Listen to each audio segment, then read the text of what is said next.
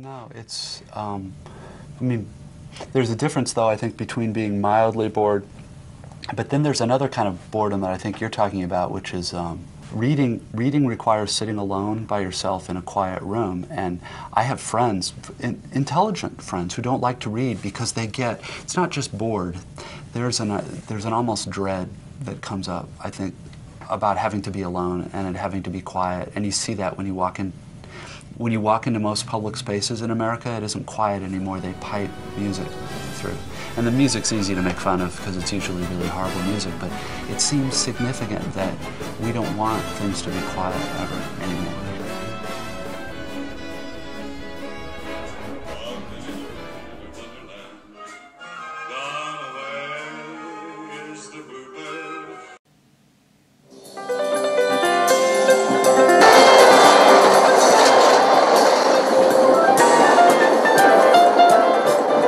But she said, this book is unapologetically bilingual. It is written for an audience of largely English speakers because that is where the power and the fault in much of our immigration system lies. Girls, gays, and days, how we doing? It is so cold, but spent the morning just cleaning up my apartment, tidying things up. I feel neat and tidy. Everything's neat and tidy over here.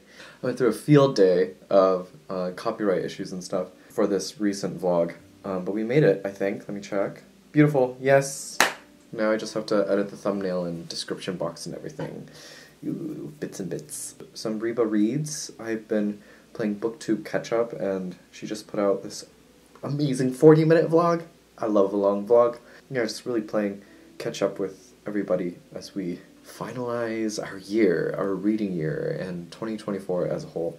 Anyway, realizing this now, this video will probably come out early January, but we've got a few things. I recently did finish Nightwood by Juna Barnes. No other real thoughts, just really interesting in construction and ahead of its time, especially for when it was written in the 1930s or so.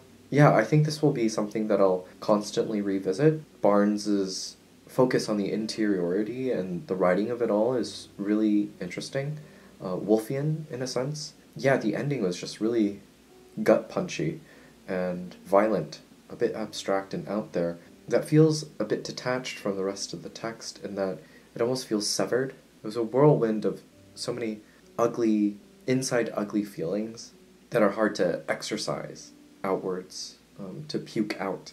But all the characters are pretty awful. I don't think they realize how awful that they are, but we see it in almost a Greek chorus kind of way, but interesting, very interesting. Dark, gloomy, perfect for winter. I'm still reading essays by Lydia Davis. I'm in the section where she lists her recommendations to be a good writer, and it's all very fruitful.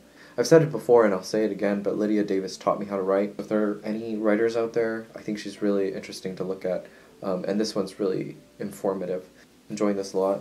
And then last night, I just started reading Hollywood by Charles Bukowski.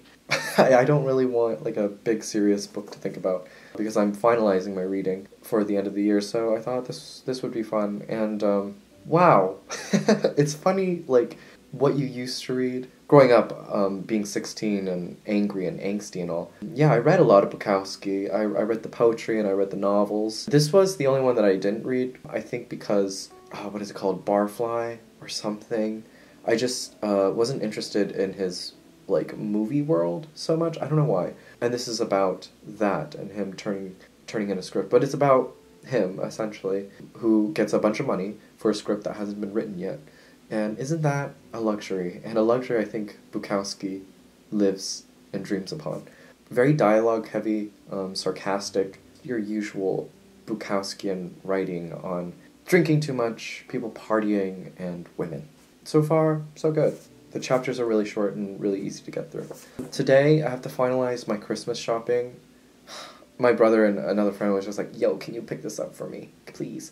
And then I was like, okay, fine. So I'm going to go do that, and then later probably check out this art exhibit that ends next week, so I want to catch it now. And then Soichi Tarada is in town, really cool. I was about to say noisemaker. He's like a DJ, he makes video game music, he does like a bunch of interesting things. In essence, he feels like a very online Ryuichi Sakamoto, where I think he just does really interesting things with sound, electric sound, and design.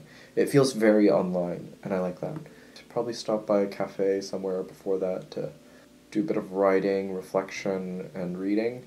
And then, yeah, that's a day, and perhaps the entirety of the vlog. Who knows? Who knows? This is the last event of the year, and I just kind of want to chill afterwards, so yeah, that's it. Stay tuned.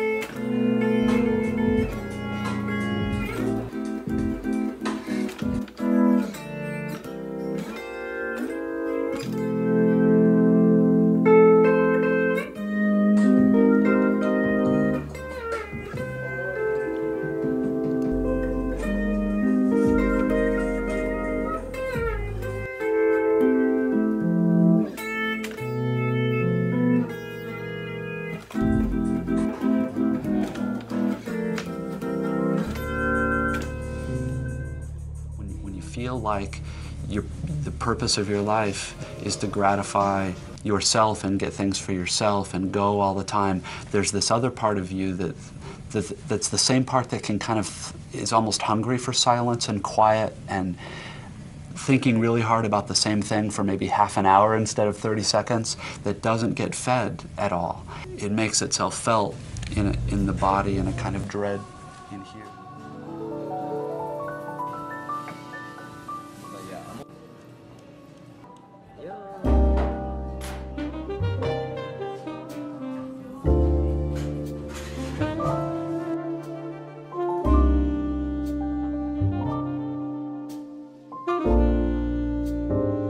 On our way to see Soichi Terada. Let's go. Do it again, do it again. David, are you ready? Are you ready? 네.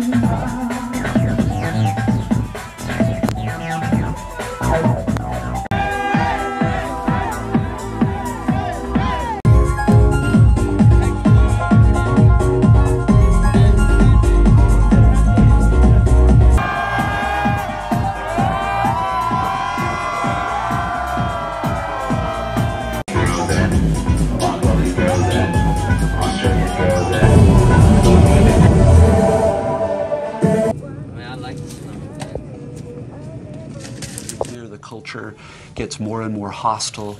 And I don't mean hostile like angry, just it becomes more and more difficult to ask people to read or to look at a piece of art for an hour, or to listen to a piece of music that's complicated and that takes work to understand, because, well, there are a lot of reasons, but particularly now in computer and internet culture, everything is so fast, and the faster things go, the more we feed that part of ourselves, but don't feed the part of ourselves that likes quiet, that can live in quiet, that can live without any kind of stimulation. I don't know. What's up, fam? How's it going? Just to let you all know how actually insane I am, I got back home from Suichi Tarada, which was incredible. That man has so much energy, and at his age, it's just like jumping around and interacting with the audience and letting other people play with his gadgets. It's incredible. Like, that's what I aspire to be, to always be so playful and childlike in creation like that. I am so astounded. I thought it was just going to be like super chill video game music, but it was actually intensely interactive and fun, and wow, what an experience. It's one of those like once in a lifetime experiences, because he doesn't usually come to... Okay, maybe, like, he'll do, like, an annual show in Seoul, I feel. But my first time seeing him, and I've loved his work since forever. I got back home at 4, and then woke up at 8, did laundry, finished watching a movie, tidied up the house, cleaned all of my pre-game glasses. I am tidying up, and it's not even noon yet. That's how insane I am. Not much to update. Producers are leaving, money is being lost, money is being found, people are still drunk throughout the book. It's very Bukowski. I think the issue that I have always had with Bukowski is that his novels just tend to overstay their welcome. If that makes any sense. It always seems like he's trying to make word count for something. I believe it was Women that I read that I was just so, like, disgusted by because of how repetitive and doldrum it was. There's nothing wrong with that. I don't mind repetition and mundanity. Something like Post Office or Ham on Rye, I think, also had those elements, but they were shorter in form and just knew how to do things concisely. But Women was just, it was way too long for what that was. I'm where Bukowski, I feel like, gets a bit bored in his own writing, but I think I do want to make a note that, like, I think Bukowski was always so working class. His writing is so lower middle class, and it sort of that same Steinbeckian kind of way where he believes in the working class and the people and being with the people and working with the people. There's always mention of money and not having enough of it, but always having booze around to fulfill hunger or fulfill the need for inspiration, not having to spend it on different other kinds of art. It's really destructive, and I think, of course, makes a lot of sense given that Bukowski was an alcoholic. So it's just tricky and dangerous, the kind of tightrope that he was walking on while also still trying to be a writer and writing the work that he felt he needed to write out. I just thought that was an interesting note, having not read Bukowski in a long time. But money, I think, is always a source of worry for Bukowski. And for 2025, I am literally going to try and manage my finances a lot better. Me, not so good. Seoul, hyper-capitalistic state, really hard to save money. There are so many great things. Great food, great skincare stuff, great clothes, great everything. Yeah, all that money trickles away quite quickly. In terms of, like, production, too, I'm gonna be honest, I don't know how sustainable vlogging is. I was just watching Carrie's vlog recently about just being burnt out and having to produce a vlog every week. I try. Last year, this year, I managed to put out a vlog a week. Or except this year, I guess. You know, it's a lot. But I don't know. I think there's a discipline in the craft that I believe in that should better be nurtured for my writing. I haven't had really a strong chance to really focus on my writing, and it hurts. Or that creative part of me just isn't as alive as it used to be.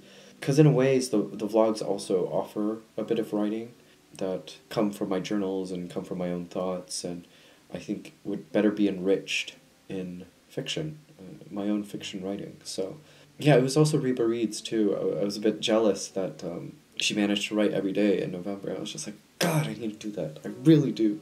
I need to get back to that discipline. So, Reba, thanks for the reminder. I really need to get on my shit. I feel and I fear that I might have to take another break to sort of just rearrange myself, and I'm not sure if a vlog a week will really be doable. I think I might have to do like once every 2 weeks, because it's a lot. Just so y'all know, it is December 22nd, Sunday. I've already scheduled out the next 3 vlogs till the first Sunday of January of the year. So that's where we're at.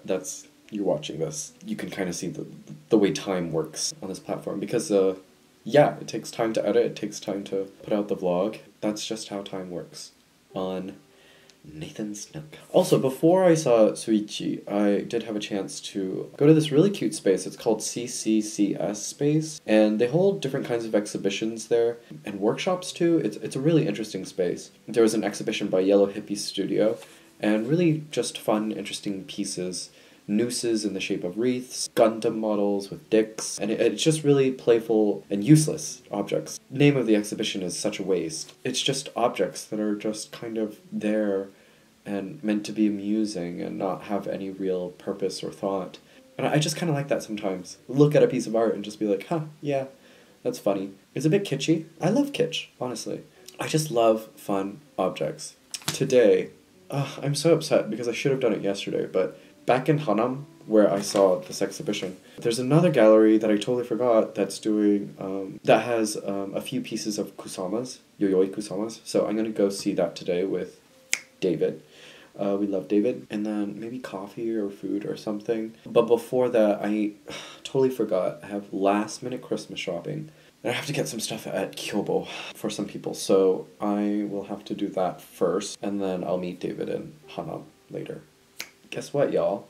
I think this will be the conclusion, sort of, or the speaking conclusion of the vlog, but I'm going to LA. Christmas Eve is my first time going home for Christmas in, like, 6 years. 6 years. I've never been home for Christmas maybe 7. I think 7 years.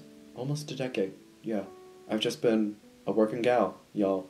Never really had the opportunity or chance to go home, but now I do. So that's why I'm doing all my Christmas shopping and packing and everything. I'm really just excited to have In-N-Out and Chipotle.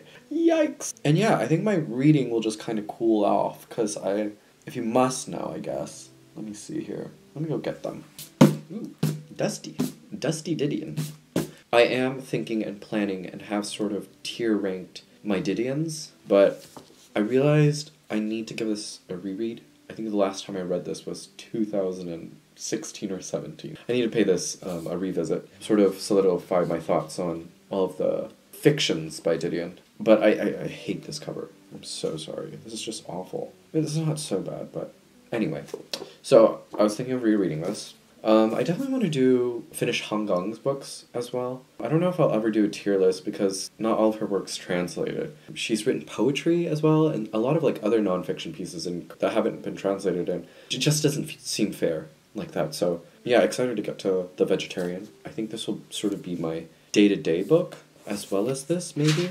And then for my plain read, I think I'm going to do Welcome to the Hyeonam-dong Bookshop by Hwang Boram. I think I just need something light and easy to read, so we have that. And I fear that I'll finish this a lot sooner, so I think I'm going to also bring Essays 1 by Lydia Davis, because I still have a good, 200 pages left. And I just don't want to read so much, because I do want to take some time to actually write and do the writing. Gonna get on with my day. Follow along. Love ya.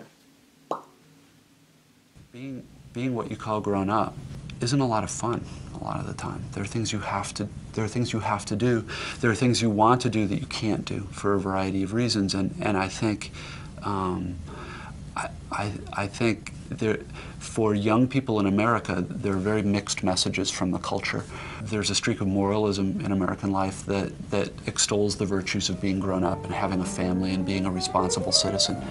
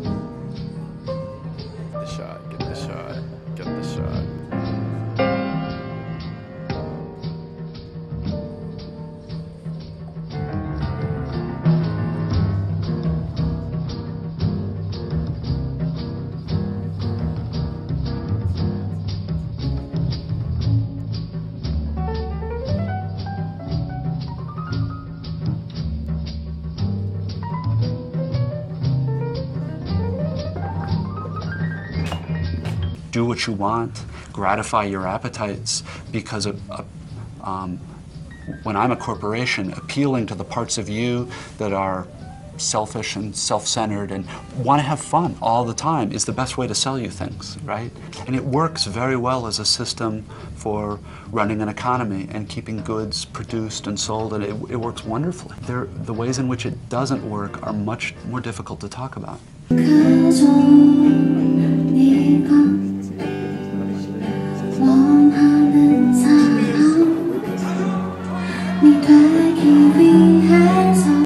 A term that's rarely used here anymore, and see, and now I feel embarrassment because I'm going to sound like my grandfather or something. But the word citizen, the idea of being a citizen, it would be to understand your country's history and the things about it that are good and not so good, and how the system works.